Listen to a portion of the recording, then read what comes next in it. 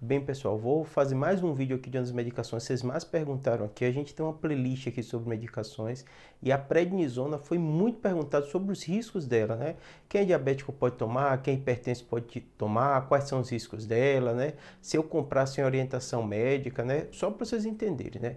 Os corticoides foram remédios que revolucionaram a medicina, né? A gente, naturalmente, ser humano, né, tem alguns problemas que envolvem inflamação. Então, os anti-inflamatórios, eles revolucionaram porque normalmente quando inflama você sente dor. E dentro desse contexto se descobriu uma classe de medicação que são os corticoides. Os corticoides, eles são potentes anti-inflamatórios, né? Então, como potentes anti-inflamatórios, eles têm um efeito muito bom e muito rápido, né? E a prednisona se encaixa dentro desse contexto. Então, na medicina, naturalmente, a gente usa muito com ele com muita frequência, né? E ele funciona muito bem, né? O grande problema são as reações, os efeitos colaterais que essas medicações podem ter, né? Então, só para vocês entenderem mais ou menos um pouquinho, né? Quando a gente fala, né, de efeitos colaterais, se você usa por pouco período, né, por exemplo, eu prescrevo com frequência as medicações, mas normalmente naquele tempo, né, 5, 7 dias, que raramente você vai ter uma complicação maior ou mais grave dela.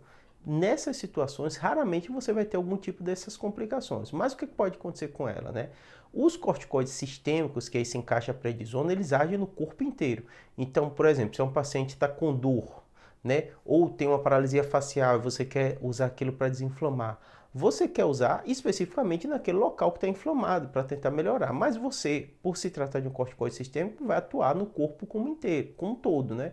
Então, alguns efeitos colaterais envolvem a pressão arterial, né? O engordar, que as pessoas falam muito, por dois efeitos, né? Um é que ela retém líquido, né? E de um modo geral, algumas partes, né, de células adipócitas dela pode ter um aumento de volume, em especial a face, que a gente chama face em lua cheia. Normalmente não usamos 5, 7 dias, é o uso prolongado dele, para vocês não confundirem. Às vezes a pessoa pergunta o remédio, ou até o paciente orienta e fala, eu acho que aumenta a pressão, ou aumenta a glicemia. Não você usando por curto período de tempo, né? Óbvio que cada ser humano age ou reage a uma medicação de forma diferente, mas normalmente o uso prolongado que dão mais esses efeitos, né?